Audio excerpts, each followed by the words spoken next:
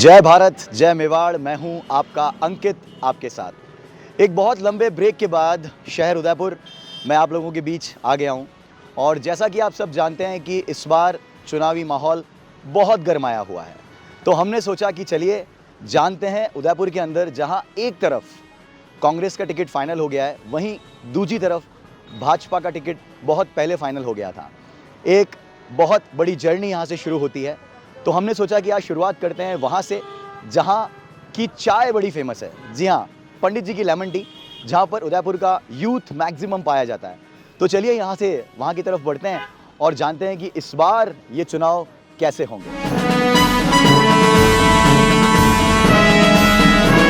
तो इस वक्त हम आ गए हैं उदयपुर की उस जगह पर जहाँ पर यूथ क्या आप सब कई बार आ चुके हैं और बार बार आना चाहते हैं। तो चलिए, चुनावी मुद्दों पर बात चल रही है, जो गर्मा गर्मी जिस तरह की इस उदयपुर में चल रही है, तो आइए पंडित जी की लेमन टी से, मतलब बोले तो पंडित जी से जानते हैं कि कैसा होगा इस बार ये चुनावी माहौल, किसका पलड़ा होगा भारी। एक तरफ है कांग्रेस और दूसरी तरफ है बीजेपी, जिनके बीच है कड़ी टक्कर। आइए करते हैं इनसे कुछ सवाल।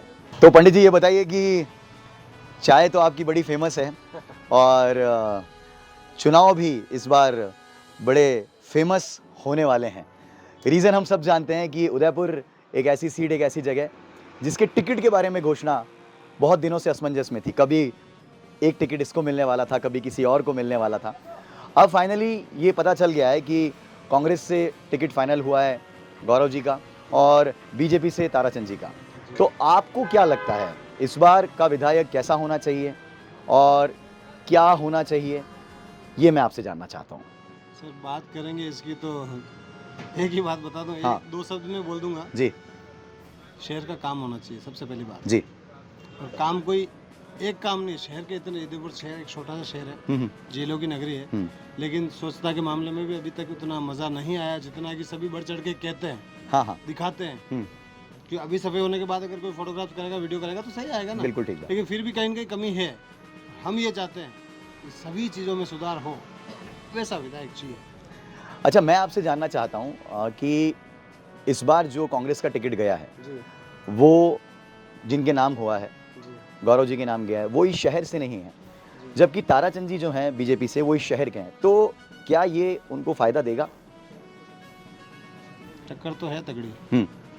दूसरी बात, मोदी जी एक तरफ कहते हैं लोकल फॉर वोकल, तो लोकल को टिकट मिला तो कहीं फायदा तो लोकल वाले को मिलेगा, ऐसा लगता है। मेरी सोच बता रही है। जी हाँ। चाय की थड़ी और पान की दुकानों पे अक्सर इसके जी जी जी जी जी जी जी इसलिए बड़ी बड़ी राजनीति और बड़ी बड़ी राजनीतियों के फैसले अक्सर इन चाय की थड़ियों पर किए जाते हैं। और देखिए, पंडित जी की लेमन टी तो बहुत अच्छी है।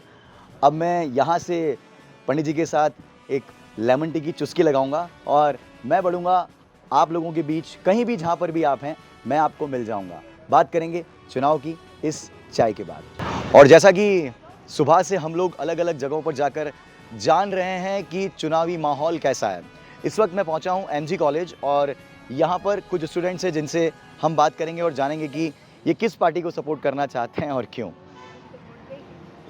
देखिए, आपको पता है कि चुनाव का माहौल है और बीजेपी की तरफ से जो प्रत्याशी हैं वो हैं ताराचंद जी जैन और कांग्रेस की तरफ से जो प्रत्याशी हैं वो हैं गौरव वल्लभ जी।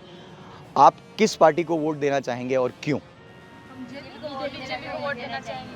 बीजेपी को वोट देना चाहेंगे। कोई विशेष कारण इसके लिए कि आप बीजेपी को वोट देना चाहेंगे? पिछले कई सालों से बीजेपी ने जितने भी काम किए सारे अच्छे किए हैं और बीजेपी जी के प्रत्याशी है वो यहीं से हैं, उनको हम जानते हैं। और कांग्रेस का जो है वो बाहर से है, इस वजह से हम ऐसा कैसे कर सकते हैं। मतलब ये जो बाहर से जो प्रत्याशी आया वो हमारे देश के बारे में कैसे जान पाएगा?